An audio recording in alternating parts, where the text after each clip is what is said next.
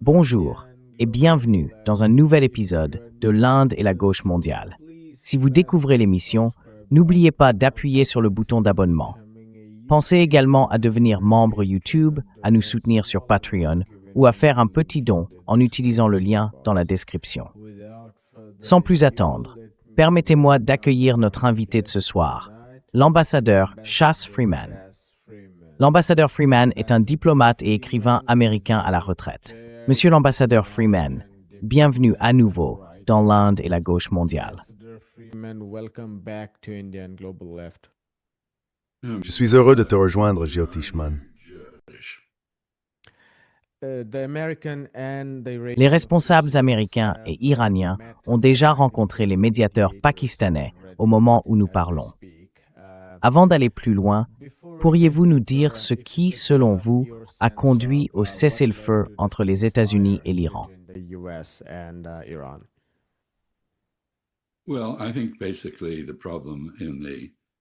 Eh bien, je pense que le problème dans les négociations illustre essentiellement ce qui s'est passé. L'Iran sait qu'il n'a pas gagné la guerre, mais il sait que les États-Unis et Israël l'ont perdue. Les États-Unis n'acceptent pas d'avoir été vaincus. L'administration Trump est composée de personnes qui croient naïvement que l'issue d'une guerre se décide au nombre de bombes larguées et non par la transformation de la pression militaire en résultat politique. Ainsi, les deux parties se trouvent à Islamabad sans véritable convergence d'idées. Elles ne parviennent pas à s'entendre sur ce sur quoi elles s'étaient mises d'accord. C'est donc essentiellement là le problème. Mais si l'on prend un peu de recul, c'est assez clair.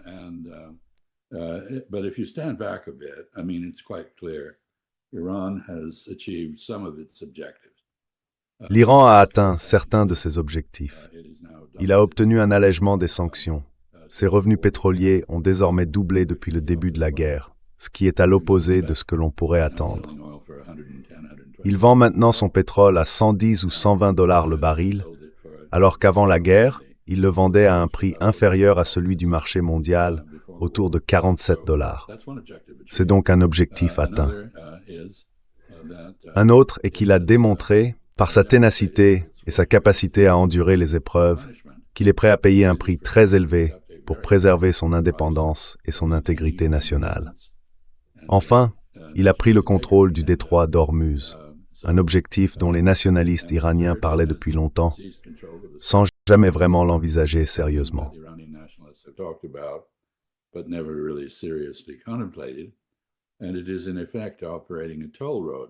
Et en pratique, elle exploite une route à péage à travers le détroit d'Ormuz, facturant environ 2 millions de dollars, non pas en dollars, mais en monnaie chinoise ou en crypto-monnaie, à tout navire qu'elle décide d'autoriser à transiter par le détroit. Le passage est limité aux pays ou aux navires associés à des pays, ainsi qu'aux cargaisons en provenance ou à destination de pays qui ne sont pas hostiles à l'Iran. En d'autres termes, l'Iran décide de laisser passer ses amis, mais n'autorise pas le passage de ses ennemis. Cela a mis le monde, y compris les pays de la région, dans une situation très difficile. Ils doivent désormais courtiser l'Iran s'ils veulent survivre économiquement. Ainsi, nous voyons la Corée du Sud et le Japon se rendre à Téhéran en suppliant, tant ils dépendent du pétrole du Golfe Persique.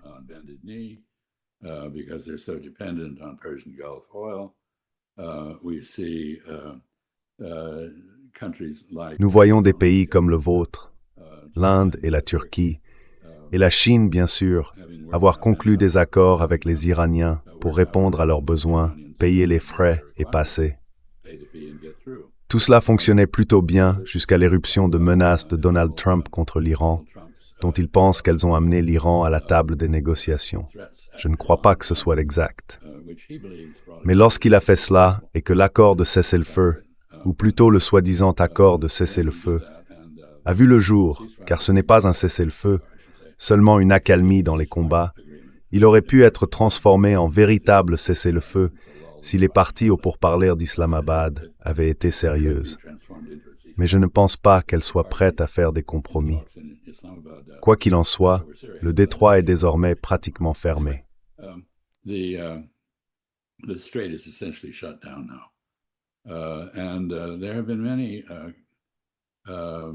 Et il y a eu de nombreux cas de dommages collatéraux.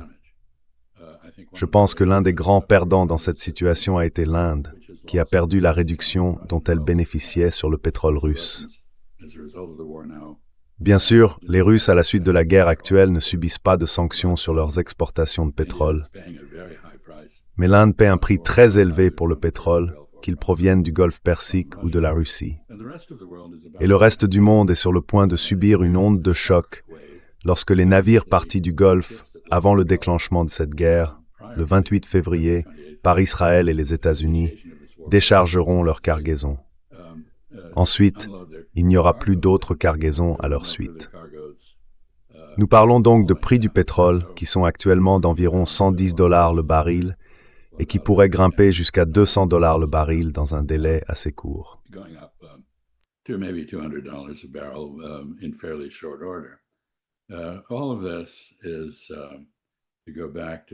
Tout cela revient à savoir qui a gagné, qui a perdu et pourquoi il se trouve à Islamabad.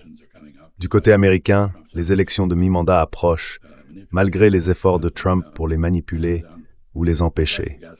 Le prix de l'essence à la pompe est très important pour les électeurs américains et la popularité de Trump est en chute libre. En réalité, c'est tout ce qui l'intéresse, l'aspect politique intérieur. Du côté iranien, on peut imaginer que faire venir Al-Aribaf, le président du Parlement à Islamabad, a dû susciter des débats très houleux au sein du gouvernement. Les durs tiennent les rênes. Leur question est « Qu'est-ce qu'on y gagne ? Pourquoi devrions-nous à nouveau traiter avec des gens connus pour être trompeurs, incompétents, amateurs, incapables de conclure un accord, comme Stephen Witkoff et Jared Kushner ?»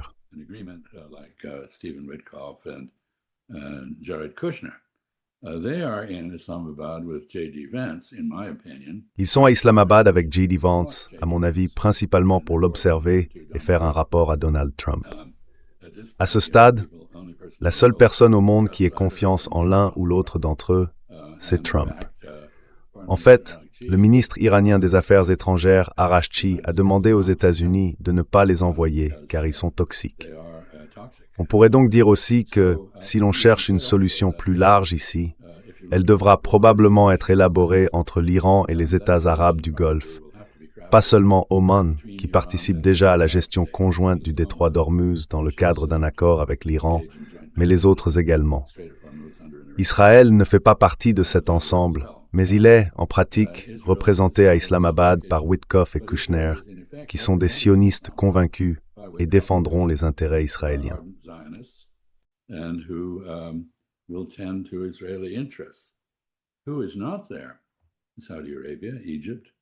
Qui n'est pas là? L'Arabie saoudite, l'Égypte et la Turquie, les trois pays qui se sont joints au Pakistan pour promouvoir une proposition de paix chinoise ou un ensemble de principes et qui ont soutenu le ministre pakistanais des Affaires étrangères dans son déplacement à Pékin et dans ses efforts de médiation. Jusqu'à présent, à ce que nous savons, les deux délégations ont rencontré séparément Shahbaz Sharif, le Premier ministre pakistanais. Elles ne vont pas se rencontrer directement. Et je souhaite bonne chance au Pakistan, car je ne pense pas qu'il existe le moindre terrain d'entente entre les positions des deux parties. Je vais donc m'arrêter là. Je n'ai pas encore mentionné le Liban, mais permettez-moi de le faire avant de conclure si je puis. L'importance du Liban pour l'Iran est double.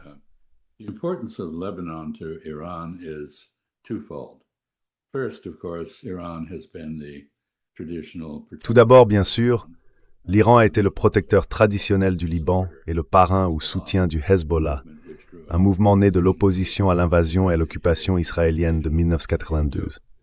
Par conséquent, l'Iran est très enclin à faire tout ce qu'il peut pour soutenir le Liban face à l'agression israélienne. Mais l'autre raison, la plus importante, est que l'Iran a perçu l'agression israélienne contre le Liban de deux manières. D'une part, c'est une tentative évidente de saboter le cessez-le-feu. Israël ne veut pas de cessez-le-feu. Israël veut détruire l'Iran. D'autre part, et c'est ce qui importe le plus pour les Iraniens, c'est un test visant à déterminer si les États-Unis peuvent réellement contenir Israël.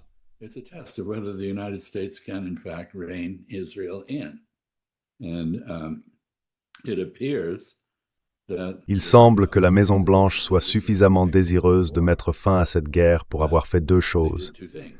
Premièrement, envoyer J.D. Vance, le vice-président, à Islamabad comme symbole de leur intention et de leur sérieux. Et deuxièmement, exercer une pression sur Israël pour qu'il mette fin à l'invasion et à l'agression au Liban, qui se poursuivent d'ailleurs. Il est censé y avoir une sorte de réunion à Washington entre le gouvernement libanais et les Israéliens, mais le gouvernement libanais n'est pas maître chez lui et n'a aucun pouvoir pour désarmer le Hezbollah, comme l'exige Israël. En réalité, il serait pour le moins anormal que le Hezbollah soit désarmé alors qu'Israël envahit et tente d'annexer une partie du Liban. Le Hezbollah ne le fera pas, et le gouvernement libanais ne peut pas le contraindre à le faire. Ainsi, les soi-disant négociations à Washington ne sont qu'un autre acte de mise en scène sans aucune perspective de succès. Je suis très pessimiste quant à l'issue de cette situation, donc je vais m'arrêter là après avoir déjà pas mal parlé.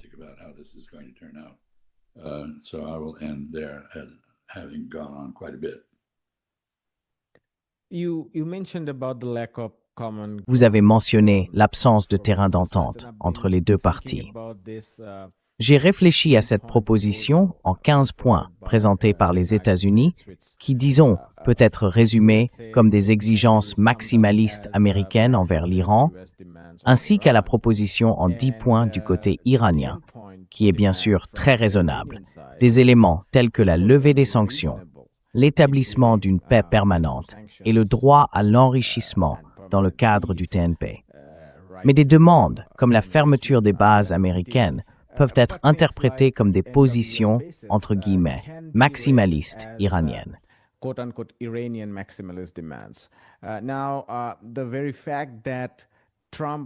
Le simple fait que Trump ait accepté d'ouvrir des négociations sur la base des 10 points montre qu'il est en quelque sorte désespéré d'obtenir un cessez-le-feu, ou du moins une fin à la guerre. Bien sûr, il faut se demander s'il s'agit d'une véritable tentative d'aboutir à un cessez-le-feu et à un règlement négocié, ou simplement d'un autre bluff pour se regrouper et lancer une nouvelle attaque, compte tenu de ce que nous avons vu depuis juin dernier. Quel est votre sentiment? L'administration américaine veut-elle réellement mettre fin à la guerre ou s'agit-il simplement d'un autre bluff?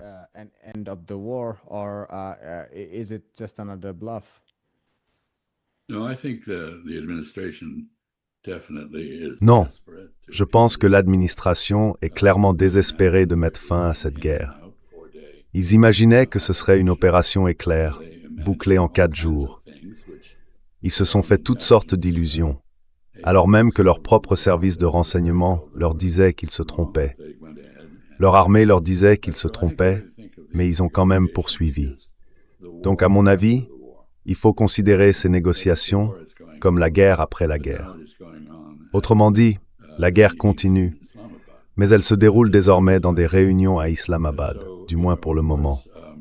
Vous savez, Clausewitz a dit célèbrement que la guerre est la continuation de la politique par d'autres moyens.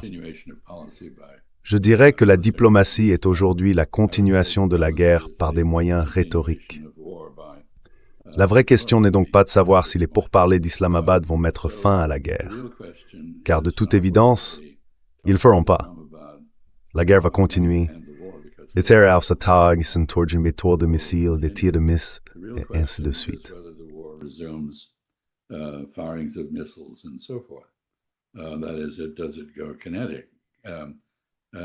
Autrement dit, est-ce que cela devient cinétique? Vous savez, il semble qu'il reste encore à l'Iran un important stock de missiles utilisables. Ils sont loin d'être à court. Les États-Unis et Israël, en revanche, ont épuisé leur capacité d'interception. Nous nous retrouvons donc dans une situation étrange où chaque camp peut frapper l'autre, mais aucun ne peut se défendre contre ces frappes. Ce qui se passe dans ce genre de situation, en général, dépend de ce que j'appelle l'équilibre de ferveur, c'est-à-dire à quel point vous êtes intensément engagé dans les objectifs en jeu dans une guerre. Nous avons vu cet équilibre de ferveur à l'œuvre, par exemple, au Vietnam, où la détermination des Vietnamiens à réunifier le pays était bien plus forte que la volonté des États-Unis de l'en empêcher. Ici, je pense que l'équilibre de ferveur penche très clairement du côté de l'Iran.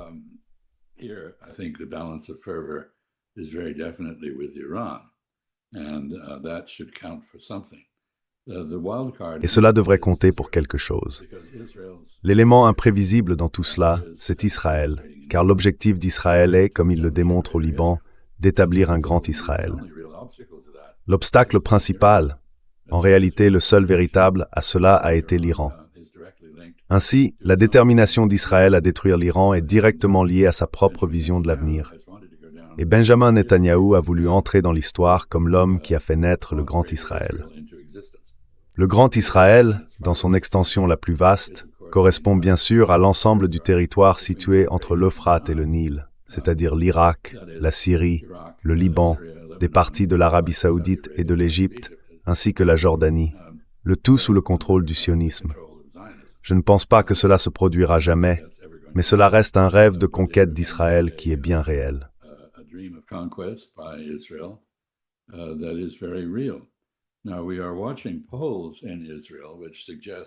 Nous observons actuellement des sondages en Israël qui suggèrent que de nombreux Israéliens en ont assez de cette guerre. Elle avait commencé avec environ 80% des Israéliens qui la soutenaient, et ce chiffre est désormais tombé à environ 50%.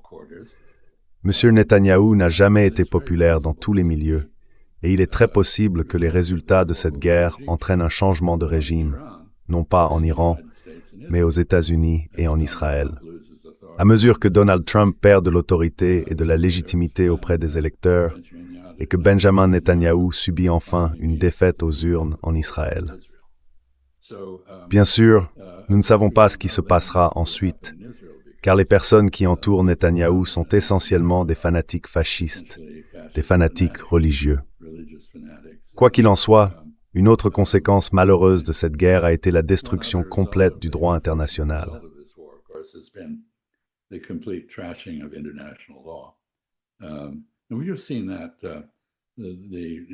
Et nous en avons vu une nouvelle preuve dans la capitulation britannique concernant la décision sur les îles Chagos, présentée comme une cession de souveraineté à Maurice, mais qui était en réalité une décision du gouvernement britannique motivée par des considérations juridiques et des pressions judiciaires. Deux éléments que le Royaume-Uni a désormais écartés. Voilà pour le droit international. Il est donc ironique, à cet égard, d'entendre des porte-paroles américains qualifier le contrôle du détroit d'Ormuz par l'Iran de contraire au droit international. Le droit international a été réduit à une simple façade que l'on invoque pour justifier sa position lorsqu'elle nous est favorable, mais que l'on ignore ou même viole ouvertement à sa guise.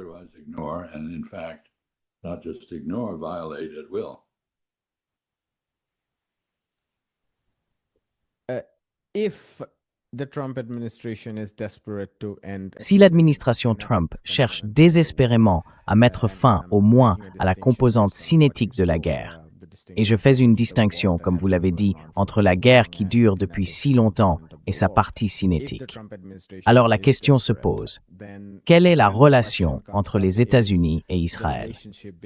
D'après ce que j'ai lu, il me semblait que le sentiment général en Israël restait favorable à la guerre. Vous avez dit que ce soutien était tombé à 50%. Je n'ai pas lu ce rapport. Ce rapport indique-t-il que 50% ne veulent plus de la guerre ou que 50% n'aiment simplement pas la manière dont Netanyahou la conduit? Je ne suis pas sûr que vous puissiez clarifier cela. Mais ma question est la suivante. Comment voyez-vous l'évolution de la relation entre l'administration Trump et les sionistes en Israël, ou le lobby israélien, qui inclut les sionistes aux États-Unis, à l'avenir?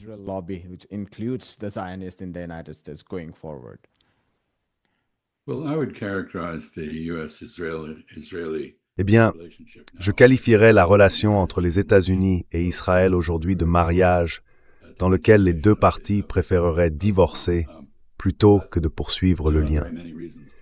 Mais il y a de nombreuses raisons pour lesquelles ce n'est pas facile. Du côté israélien, Benjamin Netanyahou a parlé de transformer Israël en une sorte de Sparte. une société militarisée qui aurait rompu ses liens de dépendance envers les États-Unis. Cela signifie qu'il comprend qu'il ne bénéficie plus du soutien assuré des États-Unis, même s'il a celui de Donald Trump. Du côté américain, tout dépend réellement de Donald Trump, pour plusieurs raisons.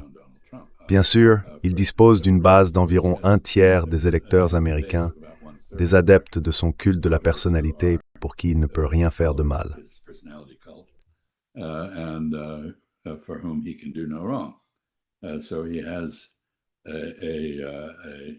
Il dispose donc d'une marge fondée sur la loyauté de ce groupe, ce qui l'empêche d'être destitué ou autrement écarté de ses fonctions. Mais dans ses relations avec Israël, il a deux problèmes. Le premier est bien sûr que ses principaux dons proviennent de sionistes plutocratiques, c'est-à-dire qu'il dépend de la classe de donateurs sionistes pour poursuivre sa carrière politique. Le second, et peut-être le plus important, est qu'il y a manifestement des éléments compromettants dans les dossiers Epstein qui ont été utilisés avec succès pour le faire chanter. Il ne peut donc vraiment pas bouger. Je sais que sa femme, Melania, s'est éloignée de lui à cause de l'affaire Epstein. Et il y a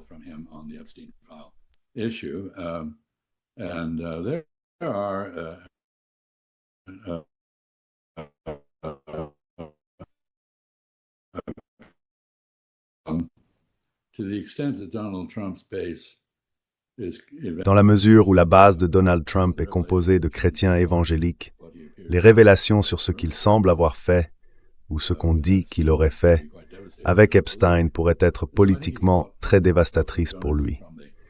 Je pense donc qu'il est pris à la fois par les donateurs et par le scandale lié à l'affaire Epstein. Cela signifie donc qu'un divorce n'est pas près de se produire.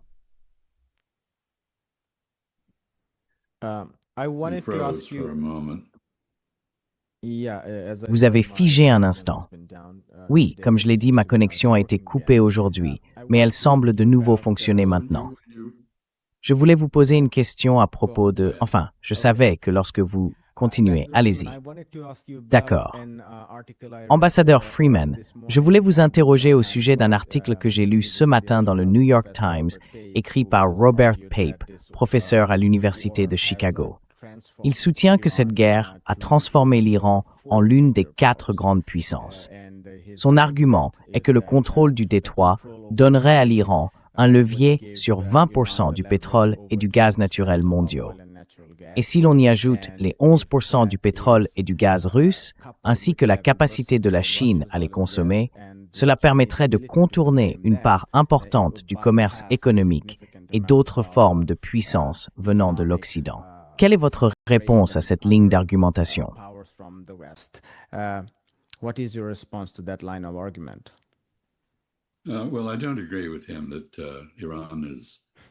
Eh bien, je ne suis pas d'accord avec lui pour dire que l'Iran s'est imposé comme l'une des grandes puissances au même titre que la Chine, les États-Unis, la Fédération de Russie et potentiellement l'Inde. Je veux dire, je ne le vois pas ainsi. Je pense toutefois que c'est une illustration de quelque chose dont nous avons déjà parlé, à savoir l'ordre mondial à plusieurs niveaux qui émerge.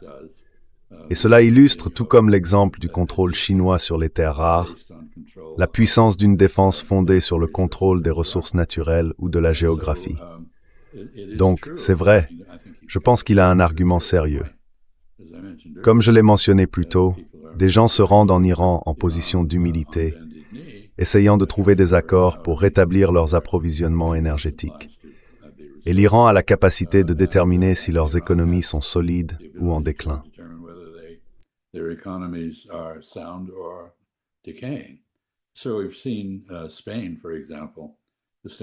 Ainsi, nous avons vu l'Espagne, par exemple, établir une ambassade à Téhéran, comprenant clairement que le monde a changé.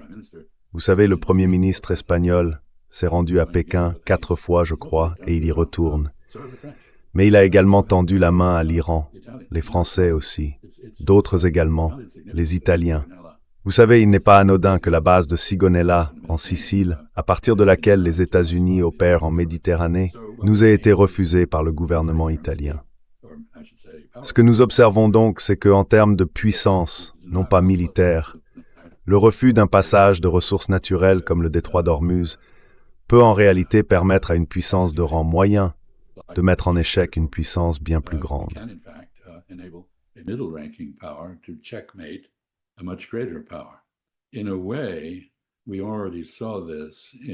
D'une certaine manière, nous avons déjà vu cela en Ukraine. L'Ukraine, bien sûr, a été soutenue par les forces de l'OTAN, réentraînement, rééquipement, ainsi qu'un appui économique et d'autres formes de soutien face à la Russie. Mais le fait est que la Russie est un pays beaucoup plus vaste et plus puissant, et pourtant l'Ukraine a réussi à lui tenir tête. Elle l'a fait non pas de la même manière que l'Iran, mais en participant à ce qui est essentiellement une guerre par procuration. Nous assistons donc à l'émergence d'un tout nouveau schéma dans les relations internationales. La puissance de la marine américaine est limitée, maintenue à 800 à 1100 km des missiles iraniens en raison de sa vulnérabilité. Cela signifie, par exemple, que les États-Unis ne peuvent plus projeter leur puissance de la même manière sans risquer la destruction. Nous avons également une illustration aux limites de l'usage de la force.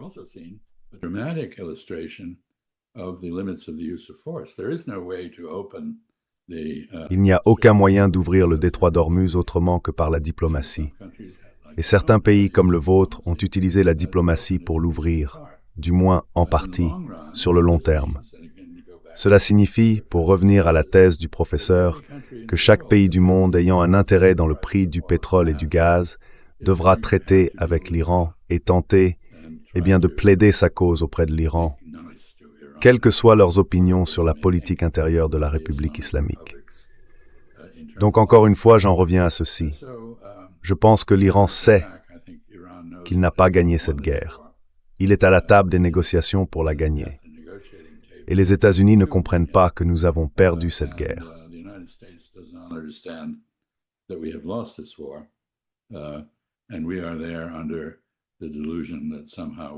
Et nous vivons dans l'illusion que nous avons beaucoup de leviers, ce qui n'est pas le cas. Bien sûr, je dois dire qu'une grande partie du discours à ce sujet, des deux côtés, s'adresse avant tout aux publics nationaux. Trump est déterminé à prouver qu'il est un dur, qu'il a gagné la guerre, que ce n'était pas une erreur, et ainsi de suite.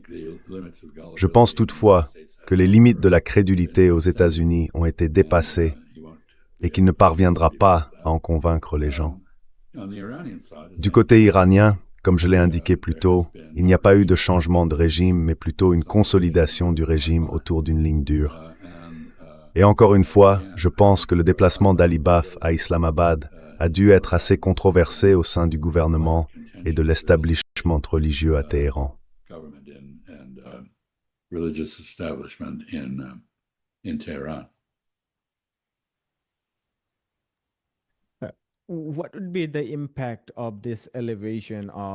Quel serait l'impact de cette élévation du statut de l'Iran, certes à l'échelle mondiale, mais plus précisément à celle de l'Asie de l'Ouest? Je pense aux politiques nationalistes intérieures dans plusieurs parties de la région, car depuis la Seconde Guerre mondiale, il y a eu ici des mouvements ou des forces nationalistes de différentes natures. Et depuis la chute de l'Union soviétique, du moins, l'idée était que si l'on pouvait d'une manière ou d'une autre servir de relais pour ou obtenir la bénédiction des États-Unis, on pouvait probablement compenser de nombreux facteurs indésirables. Ces choses-là ne tiennent plus. Je me demande donc, dans la longue histoire des mouvements nationaux d'Asie de l'Ouest, quelle est, selon vous, l'incidence de cela sur la politique intérieure?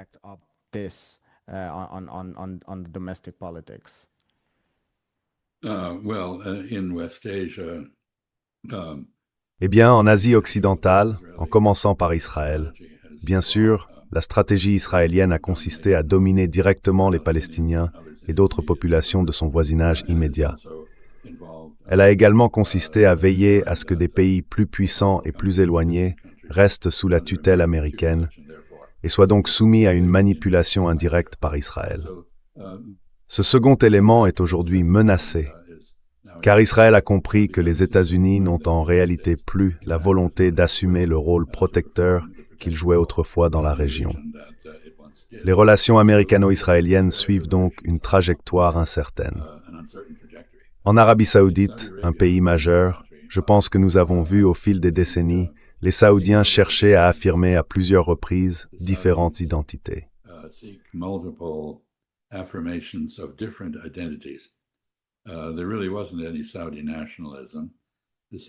Il n'y avait en réalité aucun nationalisme saoudien. Les Saoudiens ont répondu au défi du panarabisme en s'identifiant comme religieux, en d'autres termes, en affirmant l'islam plutôt que la nationalité. Mohammed Ben Salman, eh bien, ils ont traversé différentes phases, mais Mohammed Ben Salman incarne l'Arabie saoudite. Elle n'est plus perçue comme une entité religieuse, mais désormais comme une nation. Et je sais que le ministre des Affaires étrangères d'Arabie saoudite a déjà appelé son homologue à Téhéran. Ainsi, dans le Golfe, je pense que le contrôle du détroit d'Ormuz ne laisse aux Arabes du Golfe d'autre choix que d'avaler leur colère, leur détresse, et à long terme, de faire la paix avec l'Iran.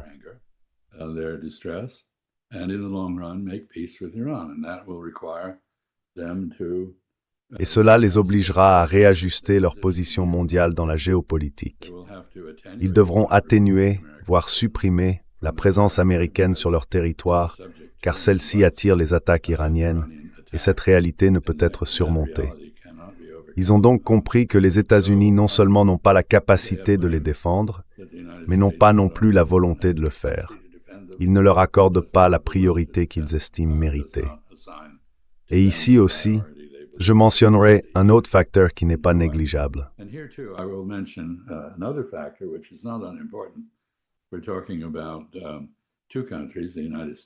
Nous parlons de deux pays, les États-Unis et l'Arabie saoudite, qui sont essentiellement sous le contrôle d'hommes forts. Notre homme fort, Donald Trump, a dit à Mohammed Ben Salman, l'homme fort d'Arabie saoudite, qu'il devait lui lécher les bottes. Mohammed Ben Salman aurait apparemment répondu qu'il n'achèterait plus d'armes américaines. Qu'il puisse réellement le faire ou non est une autre question, mais le niveau de colère et de méfiance est à son comble. Nous avons déjà vu la fissure au sein du Conseil de coopération du Golfe, avec Oman qui a essentiellement accepté, avec l'Iran, de partager les droits de passage dans le détroit. Nous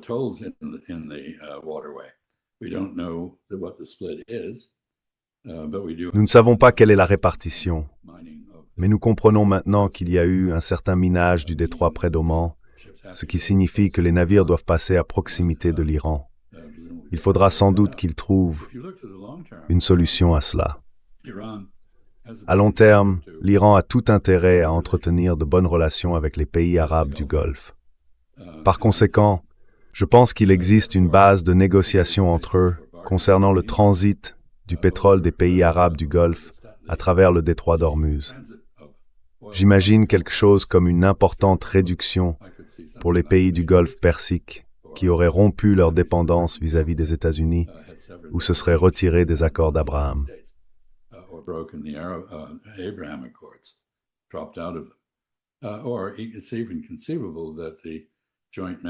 Ou il est même concevable que la gestion conjointe du détroit qu'a proposé l'Iran à Oman puisse être proposée plus largement. Ainsi, si une résolution à long terme du contrôle du détroit, qui est devenue la question centrale pour l'économie mondiale, doit être trouvée, elle devra être élaborée localement. Il y a bien sûr aussi des parties intéressées qui pourraient faciliter et soutenir une négociation, celle d'un règlement régional sur le contrôle du détroit. Et je pense à la Chine, à l'Inde et à l'Europe, s'il existe une Europe. Je veux dire, ça dépend de savoir si l'Europe existe ou non en tant qu'acteur.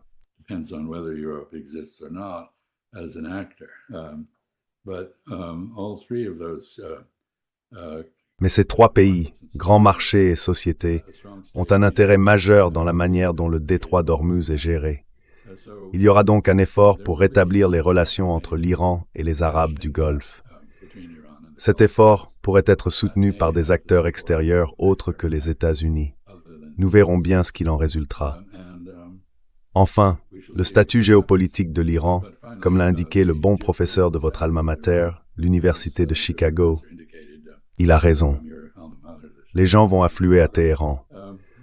L'influence de Téhéran à l'échelle mondiale vient de monter en flèche. Je ne pense pas que cela en fasse une puissance mondiale, mais ce n'est certainement pas négligeable.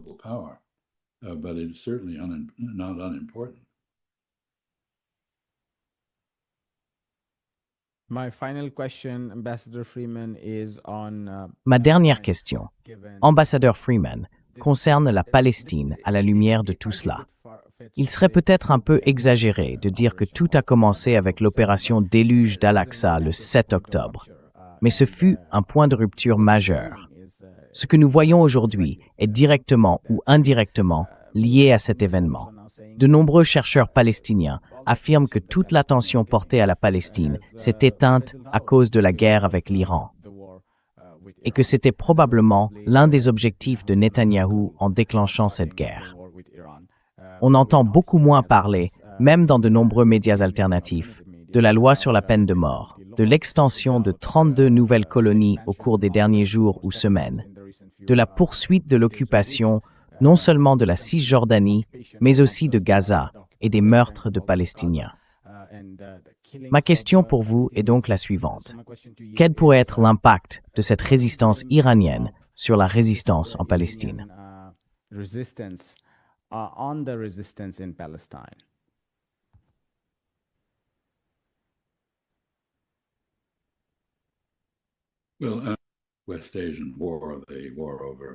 Eh bien, la guerre en Asie de l'Ouest, la guerre avec l'Iran, qui s'est désormais largement étendue dans la région, constitue une distraction, une diversion de l'attention par rapport à la cause sous-jacente de l'instabilité dans la région, à savoir l'expansionnisme israélien, le nettoyage ethnique et le déni du droit à l'autodétermination des Palestiniens.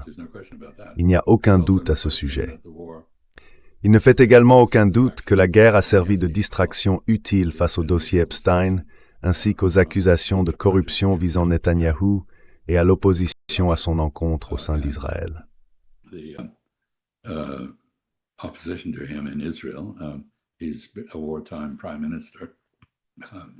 C'est un premier ministre en temps de guerre. Comme quelqu'un l'a dit, il voulait être Churchill. Il pensait à Churchill pendant la Seconde Guerre mondiale, mais il a rejoué Churchill à Gallipoli. Quoi qu'il en soit, puisque vous l'avez mentionné, à savoir convaincre la région qu'elle peut vivre avec la confrontation indéfinie entre Palestiniens et Israéliens, je ne pense pas que ce soit autre chose qu'une phase passagère. Je pense que la question palestinienne est désormais reconnue par l'ensemble du monde arabe, assurément, comme la clé de sa résolution.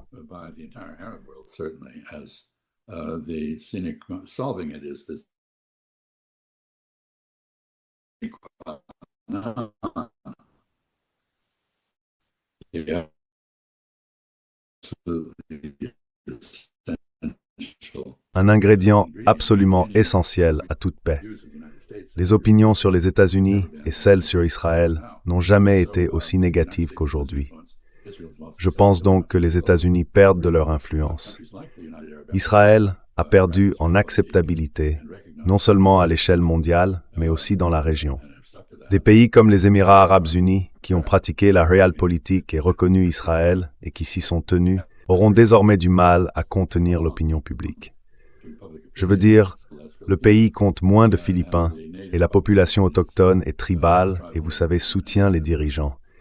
Mais ils devront, en tant que praticiens de la realpolitik, reconnaître la réorganisation de la géopolitique et des relations régionales que cette guerre a engendrées.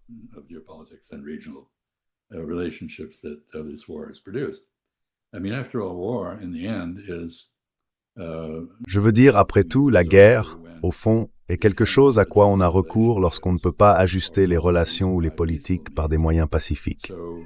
Ainsi, la guerre entraîne des réarrangements, des ajustements de relations, de frontières territoriales et d'autres éléments. Et la question est alors, et c'est ce à quoi on est confronté, ou plutôt ce qu'on évite tout en le confrontant rhétoriquement, performativement, à Islamabad. La véritable question est, comment réconcilier les parties d'un conflit avec les résultats de ce conflit?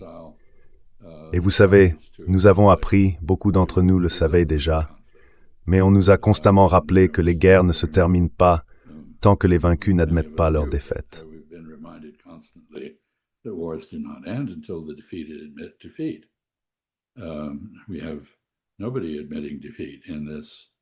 Personne n'a admis la défaite dans ce contexte.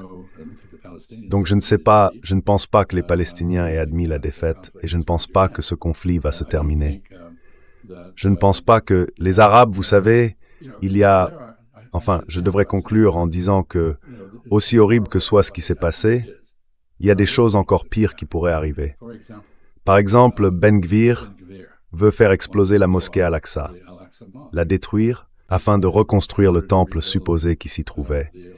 Un acte de ce genre mobiliserait les 2 milliards de musulmans dans le monde d'une manière qu'ils n'ont jamais connue auparavant. Ainsi, Israël introduit toutes sortes d'incertitudes.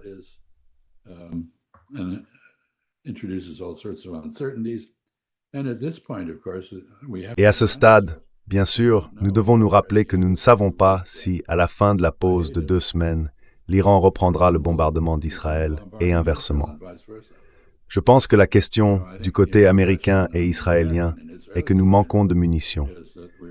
Et cela, pour les États-Unis, est très affaiblissant, car cela nous prive de la capacité de répondre à toutes sortes d'éventualités, qu'elles se produisent à Taïwan, en Corée ou en Europe. Ainsi, les événements que Donald Trump a été convaincu par Benjamin Netanyahou de déclencher ont des effets de toutes sortes, tant sur le plan intérieur qu'international, que certains avaient anticipé, mais que la plupart n'avaient pas prévu.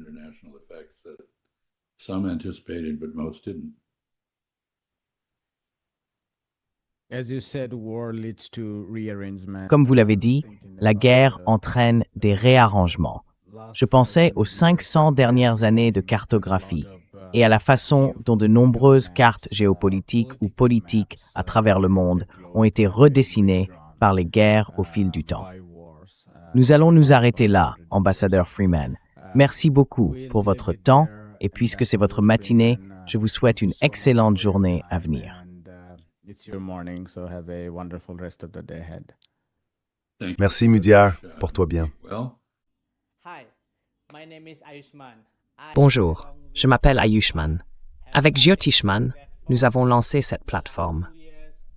Au cours des 2 dernières années, nous avons essayé de créer du contenu pour les forces de gauche et progressistes. Jusqu'à présent, nous avons interviewé des économistes, des historiens, des commentateurs politiques et des militants. Si vous avez apprécié notre contenu et souhaitez que nous construisions une archive pour la gauche, j'ai 2 demandes à vous faire. Veuillez envisager de faire un don à cette cause. Le lien se trouve dans la description ci-dessous. Et si vous ne le pouvez pas, ne vous en faites pas. Vous pouvez toujours aimer et partager nos vidéos avec vos camarades. Enfin, n'oubliez pas d'appuyer sur le bouton d'abonnement.